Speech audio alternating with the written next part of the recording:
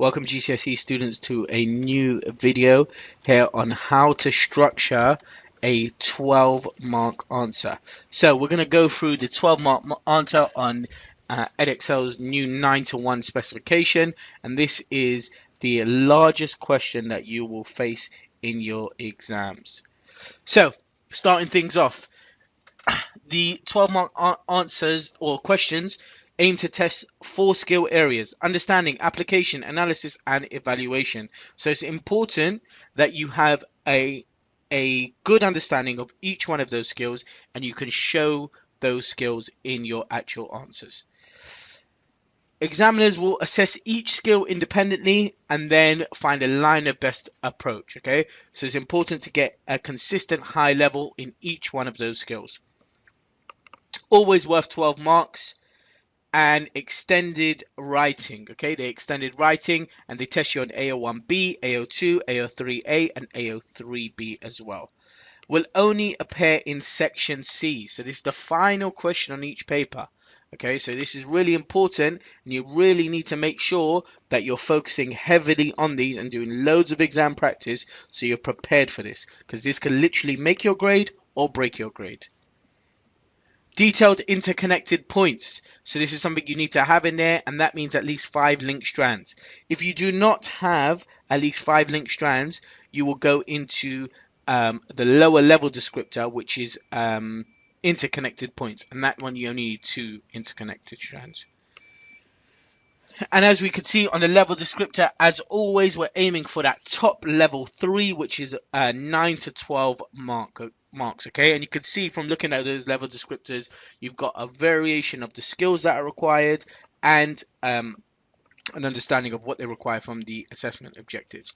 A lot of students I teach at the moment, they struggle with the concept of how to differentiate their 9 and 12 marks. So hopefully after this video, you'll have a bit of clarity on what to expect in a 12 mark and what to do in a 9 mark. Now, starting things off, as always, we need to make sure we read that case study. Read the case study, highlight any key terms you can transfer over, also any data that you can pick out from the case study that can easily be added into your answer is always beneficial. The question, you need to make sure you're sticking to the demands of what the question is asking you. Really look at that question, understand what they're looking for. Like I said before, a lot of students didn't do well last year because they didn't look at the question and answered the wrong question. You need to answer the whole question.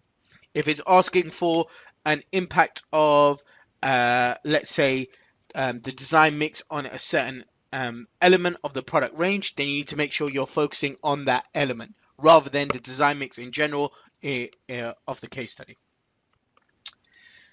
So how I get students to structure their 12 marks. Firstly, I give them an opening few sentences they need to do. And this, firstly, they need to do a judgment. Like I said in the 9-mark videos previously on my other videos, they need to make sure their judgment is partly for themselves because they can go into and focusing their whole answer on that question. And it helps students kind of refocus their answer. And then I get students also to do a definition of one of the key terms. And this is to touch that knowledge bracket of the AO1s and assessment objectives and differentiate their answers from a 9-mark. So the first paragraph that you do in a 12-mark is an argument agreeing with the statement. So you have to make sure you're sticking to 3 interconnected strands and you're going through and agreeing with the argument for the business. So whatever decision it may be or whatever they have asked you to evaluate, you make at least 3 strands of analysis with the point, okay? And it has to be obviously within the context of the case study, and it has to show that you are really thinking about outside business knowledge when you're looking at this as well, okay? And one thing that I always tell students to do is a deeper analysis than a 9-mark. And you have to remember that does not mean there are more strands. I see some students going about and doing maybe 7 to 8 strands in a paragraph. That will not aid you.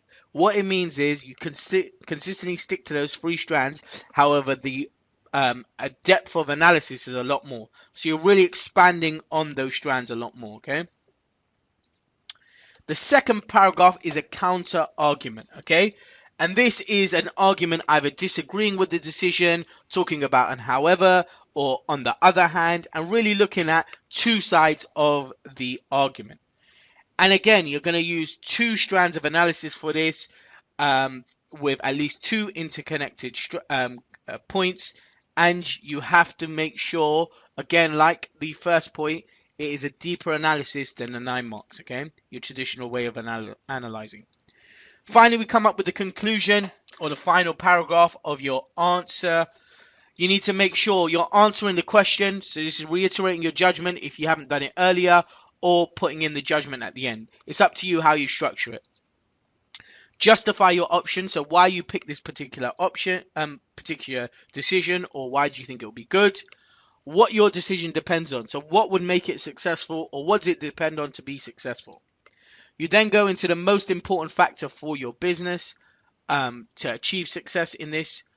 And I get students to come up with short-term and long-term factors as well. Okay, so you can come up with short-term and long-term factors, and what impact will it have short-term and what impact it will have long-term.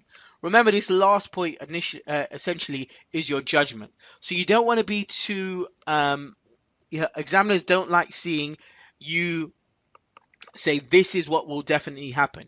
You could say this could happen or this may happen to show that you're considering other things happening around the business environment as well. And it has to be a fresh point. You cannot come and always end up at profit, and profit's the only thing that everything leads to. Because as business study students, what's important to remember is what separates business study students from anyone off the street answer is you're looking at the process to getting to those end goals, okay? And that's what you have to really show the examiner. You know the process.